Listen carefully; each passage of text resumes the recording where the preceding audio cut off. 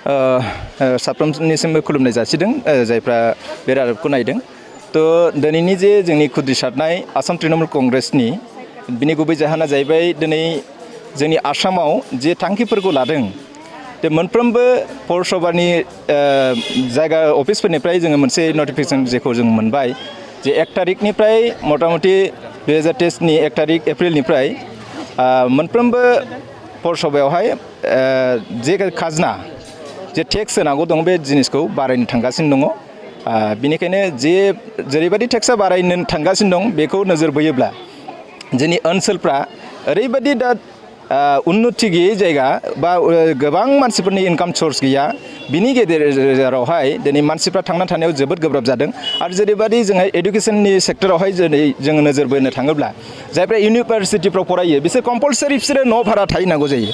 अब्ला मोनसे न' भारायाव जेब्ला थाहैगोन बे न' भारा थाहैनायाव बिसोरो ओरैबायदि भारा होनानै थानांगौबा बे गरिब न'खरनि मानसिफ्रा माने इउनिभार्सिटिफ्रावहाय फरायनायनि थाखाय बिसोरो खाबुआनो गैयि जानानै थांगासिनो दङ। मानोना दा ओरैबायदि जोंनि COVID-19नि समनिफ्रायनो ओरैबायदि मानसिफोरनि आखायावहाय थाखा फैसा गैयै जानानै दङ आरो दिनै गाव गावनि न'खरफोरखौ फोथांना लानो थाखायनो जोबोद खस्थ' दंगासिनो। बिनि गेजेरावनो दिनै BJP सरकारा आरोबाव बेफोरबायदि थांखिखौ लादों जे मानसिफोरखौ पाब्लिकफोरखौ दिनै दोननो थाखाय सान्थि दोननो थाखाय सिन्था खालामालासिनो पाब्लिकनि सायावहाय मोनसे बजा जे जोंनिफ्राय टेक्सफोरखौ बारा दिखांनानै पाब्लिकफोरनि सायावहाय हेरेसमेन्ट आरो जाय गरिब श्रेणिनि मानसिफोर दङ बिसोर जे फरायनांगौ रोंगौथिखौ लानांगौ आरो बेफोरबायदिनो मोजां मोनसे परिबेसा सृष्टि जानांगौ दा बेफोरखौ दिनै जों लाबोनांगौनि बेलायावहाय दिनै BJPआ दिनैहाय गुबुंले मोनसे रायजोसो खालामनो थांगासिनो दङ जे गरिबफोरनि थाखाय मोनसे खैफोद लाबोनो थांगासिनो दङ। बिनिखायनो जोङो दाबि खालामदों दिनैहाय जे बे खाजोना टेक्सखौहाय खम खालामनांगौ जेरै दङ बेफोरबायदिनो दोननांगौ बारायोब्ला खारन जोंनि गरिब श्रेणिनि मानसिफ्रा मोजां मोनसे शिक्षा बा सोलोंथाइफोरखौ लानो हानाय नंलिया। मानो होनना बुङोबा इउनिभार्सिटि लाइनाव थांनाय माने बियो कम्पालसारि बियो भारा लानो थानांगोन। दा जोङो क'क्राझाराव बड'लेण्ड इउनिभार्सिटि दङ हिसाबैसो बे जायगायाव सोरबाबा फरायगोन खिन्थु गासैबो जे क'क्राझाराव फरायजोबगोन बे नङा।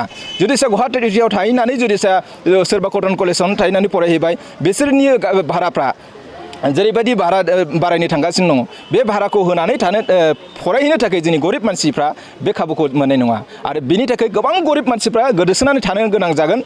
मोजां मोनसे शिक्षाखौ लानो जे नांगौमोन बे शिक्षाफोरखौ मोननाय नङा गरिब मानसिफ्रा बन्सित जागोन। बेनिखायनो जोंनि दाबिया बे आसाम तृणमूल कंग्रेसआ जेरैखियाबाबो बे खाजोनाफोरखौ टेक्सखौ खम खालामनांगौ जेन' गरिब मानसिफोरा थांनानै थानो आरो मोजां सोलोंथाइफोरखौ लानो थाखाय खाबुखौ मोनो। शुधु जोंना बेल' नङा बे नोङो पौरसभाफ्राव जेरैबायदि नोङो न'नि टेक्स बारायनाय हानि टेक्स बारायनाय बिनि अनगायै बिभिन्न बेसादफोरनि जे टेक्स बारायनायनि जाहोनाव दिनै जोङो मैगं थाव बानलु संख्रि जिखुनु जाया माने संसार जानायाव जेखौ नांगौ मानसिफोरनो लागतियाल बुस्थुफोरनि सायावहाय मोनफ्रोमबो माबायावनो दामखौ बारायना होजोबदों। जाहोना जाहैबाय ओरैबायदि दा बुंनो थाङोब्ला जोङो मानसि हिसाबै थांनानै थानांगौब्ला सोरबा बेमार आजार जायोबा मुलिखौ बायथारनांखागोनखा बियो। बे मुलिनि जायगायाव जे जायगायाव नोङो 70 थाखानि मुलिबा बियो 110-20 थाखा जाहैबाय माने डाबल ओरैबायदि बृद्धि जाबाय। थ' बेफोर दिनै बिनि थाखायनो दिनैहाय मानसिफ्रा ओरैबायदि परिस्थितियाव ओरैबायदि परिबेसाव दङ जे थांनानै थानो थाखाय जेरैबायदि मानसिया थांनानै थानांगौ बे थांनानै थानायनि थाखायनो दिनैहाय माने जोबोद खस्थ'नि गेजेरजों दङ बे BJP सरकारनि दैदेननायावहाय। माने टेक्स गासैबो रोखोमनि बेसादफोरनि दामा बारायनायनि थाखाय मानसिफ्रा थांनानै थानो थाखाय गोब्राब मोनगासिनो दङ। जों मेम'रेन्डाम मोनसे साबमिट होनो थाखाय गभर्नरसिम जोङो दैथायहरनो थाखाय जोङो रेडि खालामदों। जोङो जोंनि सिभिल SDO/Cनि गेजेरजों जोङो दैथायहरगोन गभर्नरनिसिम आरो अलरेडि जोङो गसाइगाव पौरसभानि चेयारमेन बिथांनि आखायावबो जोङो कपिखौ गथायनाय जाबाय। जी আমি কোকরাঝার জিলা তৃণমূল কংগ্ৰেছৰ নানান ঠাইৰ পৰা আমি মানে কৰ্মকৰ্তাসকল আহিছে আৰু প্ৰথমে আপোনালোকক সাংবাদিক বন্ধুসকলক ধন্যবাদ জ্ঞাপন কৰিছোঁ। অসম চৰকাৰে ৰাইজৰ পৌৰ নিগম আৰু পৌৰসভা অঞ্চলত বসবাস কৰা মানুহৰ ওপৰত অত্যাধিক পৌৰ কৰৰ যিটো ব্যৱস্থা গ্ৰহণ কৰিছে আৰু অহা 1 এপ্ৰিলৰ পৰা এইটো কাৰ্যকৰী হ'ব বুলি আমি গম পাইছোঁ। তো আৰু চৰকাৰেও এইটো প্ৰচাৰ কৰিছে। গতিকে এইটো মানে বৰ্তমান যি পৰিস্থিতি এই পৰিস্থিতি অভাৱনীয় পৰিস্থিতি চলি আছে। এইটো কাৰণে বৰ্তমান পৌৰ কৰৰ যিটো কথা কৈ আছে অত্যাধিক পৌৰ কৰ এইটো গ্ৰহণযোগ্য নহয়। কাৰণ মানে ৰাইজ এতিয়া বহুত বিপদৰ সন্মুখীন হৈ আছে আগতে আমাৰ তৃণমূল কংগ্ৰেছৰ পৰা বহুত বিৰোধিতা কৰিছে, নানা ধৰণৰ আপোনাৰ প্ৰতিবাদী কাৰ্যসূচী হাতত লৈছে, আমিও লৈছোঁ। এতিয়া কিছুদিন আগতে আপোনালোকে গম পাইছে গেছ চিলিণ্ডাৰৰ দাম বাঢ়িছে, এতিয়া হঠাৎ পৌৰসভাৰ পৌৰ নিগমৰ কৰ ডিজেল পেট্ৰল বৃদ্ধি কৰিছে। গতিকে এই বিজেপি চৰকাৰ অহাৰ আগতে সিহঁতে কি কৈছিল, কি প্ৰতিশ্ৰুতি দিছিল যে ভাল দিন আহি আছে। ক'ত ভাল দিন আহিছে? আজিলৈকে এটা ভাল দিন অহা নাই। বিজেপি চৰকাৰৰ আমলত কোনো ভাল দিন নাহিব।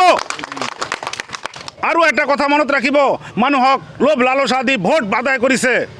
গোসাইগাঁও টাউনত কৈ গৈছে এইটো টাউন মানে মডেল টাউন হ'ব, আৰু আমি ৰাইজে চাই আছোঁ এইটো টাউনৰ ওপৰ দি পানী বৈ গৈছে, বাৰিষাৰ পানী বৈ গৈছে।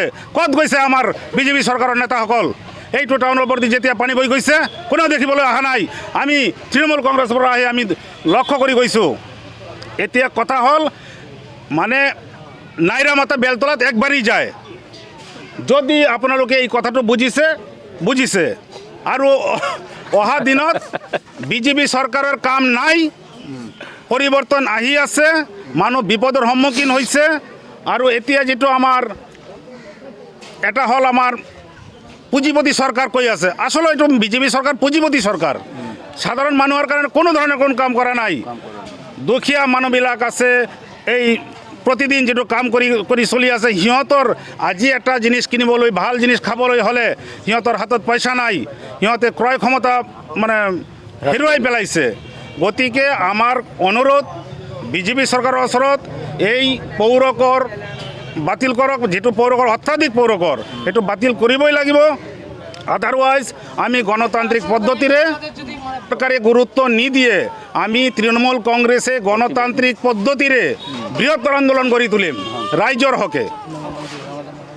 এটা মেমৰেণ্ডাম হাতত লৈছোঁ, এইটো আমি মাননীয় SDO চিভিল মহাশয়ৰ মাৰফত মুখ্য সচিবলৈ প্ৰেৰণ কৰিম। আৰু এইটোৰ মেইন উদ্দেশ্য হ'ল অত্যাধিক পৌৰ কৰ বাতিল কৰিবই লাগিব।